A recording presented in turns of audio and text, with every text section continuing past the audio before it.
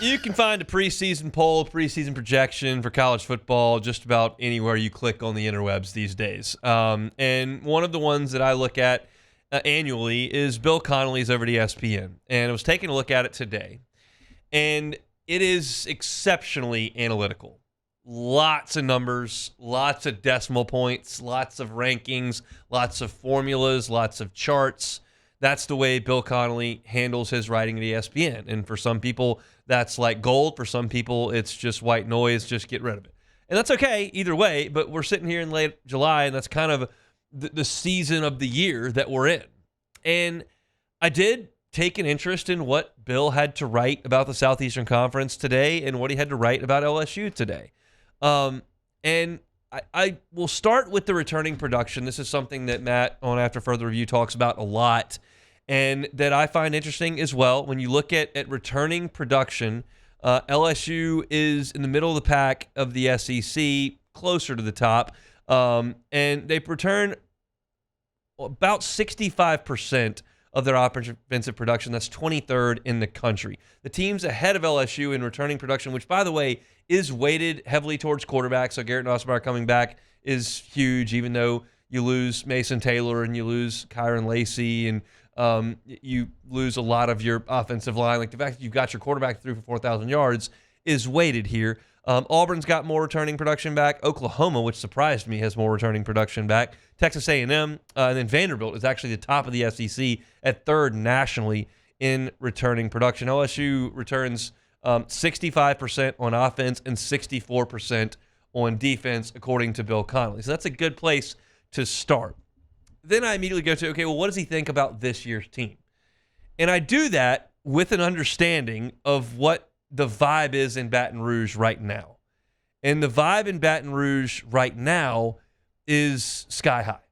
Like, it just is. People expect this LSU team to have a quarterback that is among the best in the country, that is competing for a Heisman Trophy. They expect this team to compete at the top of the SEC with the likes of Georgia and Texas and Alabama and whoever else you want to toss into that mix. And people here expect LSU to be in the playoff. And we kind of know, based on 1 year, which is a small sample size, and the rules have changed slightly, but a small sample size suggests that you need to win 10 games to get into the college football playoff. 11, obviously you're in. 12, obviously you're in. 10, I still feel like after 1 year sample size, I still feel like 10 gets you in. So what does Bill Connelly and his metrics and his analytics have to say about LSU and their chances to get to 10 wins? Well, it's a little daunting because Bill Connelly has his thought on LSU's win total at 8.5. And some of that is baked into the fact that he's looking at LSU from a strength of schedule perspective, and that's the 9th most difficult in the country. He says their offense is second in terms of S&P Plus. He says their defense is 23rd in the country. And all that, if you take out the 8.5 wins, I think LSU say, okay, second offense in the country, that sounds really good. I'll sign up for that. And if I tell you 23rd in defense in the country, you're like, oh, I'll sign up for that for sure. Just a season removed from being up around 100. So, yeah, I'll take top 25 defense all day long. And Connelly writes that. But that 8.5 is going to get LSU fans in a bit of a twit because they don't think that this is an 8-win team. And they don't care on the high end if it's a 9-win team because 9-3 is probably not good enough. I'll need to see that to believe it. So that sent me, while I don't think it's unreasonable, first of all, I think 8-4 is a possibility for LSU. I think 9-3 is a possibility for LSU. I think 10-2 is a possibility for LSU. I think at 11-1 is a little bit of a stretch. So I think on the high end, LSU is a playoff team. I think on the low end, you're 8-4. I don't see some sort of bottom falling out and it's 6-6 and all that. But I'm not going to rule that out here before I've watched them take one snap in practice. But I'm hopeful that they're a 10-win team. I've written that that I think they're a likely 10-win team. So the next step in my journey here was to go, okay, I've seen this. I know LSU fans aren't going to like it. So let's look at what his metrics said entering the last few seasons. And I went back and looked at the past 4 seasons. I didn't do 2020 because I don't want to do 2020. That's a wasted year. But I did 2024, 2023, 2022, and 2021. And here's what I found. In 2024, entering last season, Connelly had LSU ranked in 9th preseason, same as this year. He had them as a 9.2 win team and a 5.7 SEC win team. So about 9 wins overall, close to 6 wins in the league. And LSU won 8 games last year and won 5 league games last year. So not completely off.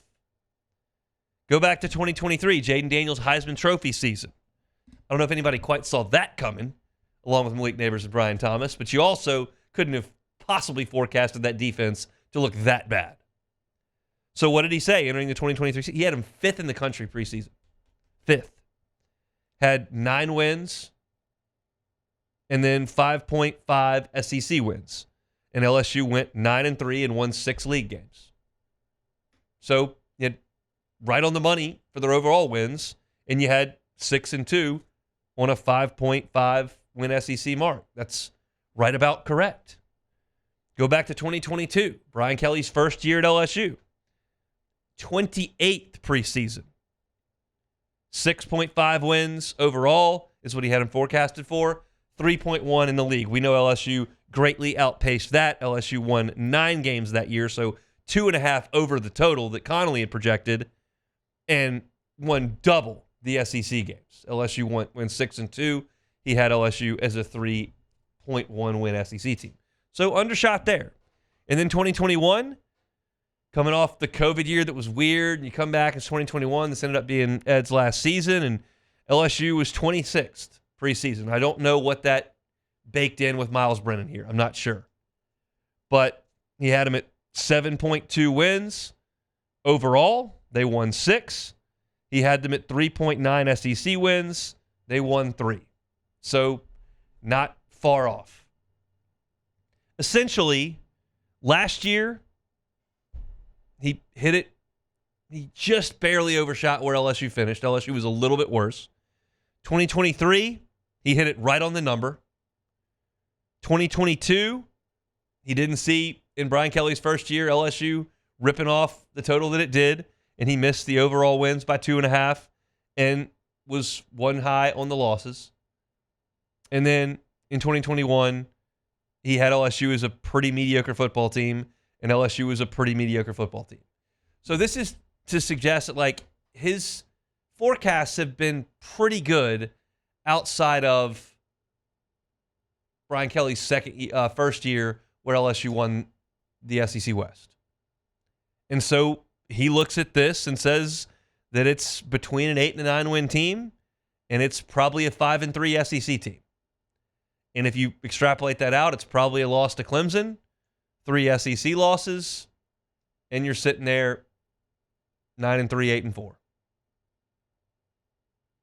That is what Bill Connelly's number suggests. I don't think that's unreasonable. I think it's on the low end. I think it's on the low end because I would be really surprised if LSU went out there and went 7-5. Like, that just seems really unlikely even with that schedule. You'd have to lose your road games. You have to lose Clemson. You got to lose Ole Miss. You got to lose Bama. You got to lose Oklahoma. And then you'd have to drop one more at home against somebody like A&M, Arkansas, Vanderbilt. That almost seems worse than worst case scenario. With the amount of talent that LSU's brought in, I think that this prognostication, while not unreasonable, is on the low end. And all you've got to do is outperform it by 1 game, and you end up in the playoff.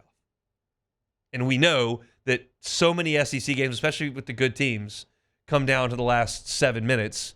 And if you can win the last 7 minutes, then you win the game and you flip that one loss to a 1 win, and you're right where you need to be. So it's, to me, I find it reasonable. I find it on the low end, and I'm hopeful, based on where LSU is, that they're a playoff team. But you look at them ranked 9th in the country, and you bake in automatic bids for conference champions, and you're right on the edge of the playoff. And that's basically where everyone has LSU forecast at this point, right on the back end of the at-large teams. Hey, thanks for watching Hunt on LSU. Before you get out of here, do us a couple of favors. Hit that like button, leave your comments below, and subscribe to the channel for all your Fighting Tiger football talk. See you next time.